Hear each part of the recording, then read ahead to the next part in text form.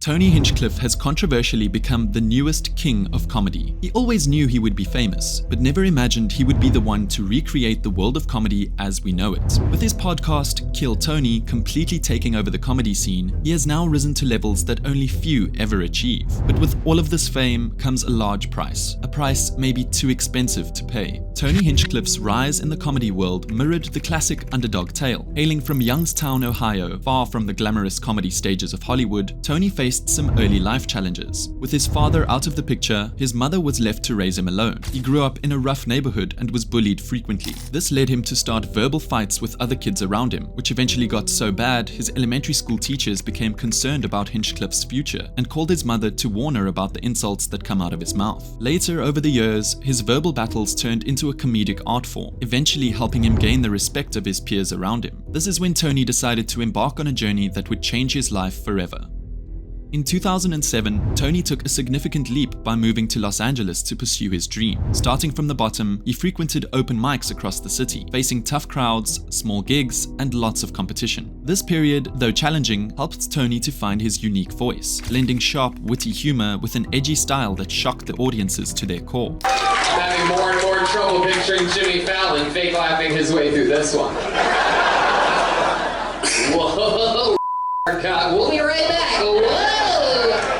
Despite a not-so-great start at the Comedy Store, it was where Tony got his big break. After living in his car for a few months and struggling to find success, one night his quick wit and sharp tongue caught the attention of a few prominent comedians like Joe Rogan and Jeff Ross. His unique style, sharp roasting skills, and relentless work ethic began building his reputation as a standout comedian around the club. Tony's breakthrough moments came with his work on Comedy Central roasts. He wrote jokes for iconic roasts, including those for James Franco, Justin Bieber, and Rob Lowe. I'd like to play some of the diverse roles that Nick Kroll gets, like the rat-faced attorney. Okay. This exposure showcased his talent to a larger audience, cementing his reputation as a top-notch writer and hilarious comedian. His skill in roasting opened many doors at the start of his career. His polished and snappy comedy destroyed even the highest tensioned crowds. Even one of the world's greatest roast comedians, Jeff Ross, was blown away by his talent. Needless to say, Tony was transcending. He went from the kid living in his car to becoming the roast king. Before he knew it, he was hanging out with elite comedians, writing scripts for the largest names in the industry, and turning heads everywhere he went.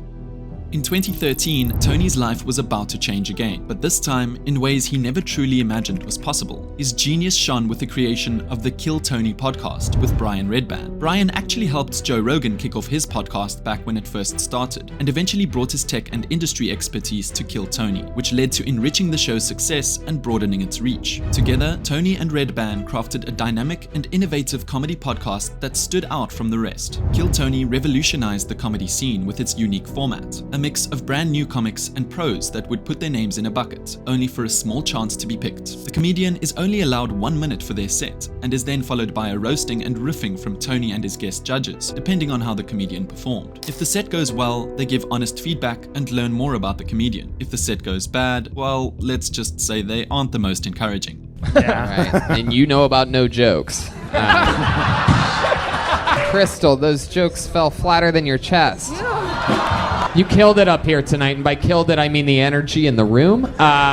And keep in mind, Tony didn't just bring on any random guests either. He invites the world's greatest and most elite comedians, which causes even more pressure for the performing artists. Some of the most notable guests include Shane Gillis, Tim Dillon, Adam Ray, Ari Shaffir, Ron White, Joe Rogan, and many others. With such prominent guests, a unique platform, and an extensive network of fans, Kill Tony became the world's most popular comedy podcast due to its unfiltered approach, hilarious judges, and excruciatingly embarrassing interviews. Tony also created a system where if a comedian had extraordinary sets after having their name pulled multiple times, they would get the chance to be one of the show's regulars. This meant Tony would give that comedian a spot each week to perform a new minute. This paved the way for the next generation of comedians to possibly get their entrance to fame. Speaking of which, almost all of Tony's regulars have gone on to create wildly successful careers. Some of the most notable regulars being David Lucas, William Montgomery, Cam Patterson, and Hans Kim. I'm wearing a Dennis Rodman shirt because on this shirt he got his nails polished like you got your toes painted. Okay. If you thought we all looked the same before the pandemic, try telling us apart with masks on. I was living with the wrong family for 3 days.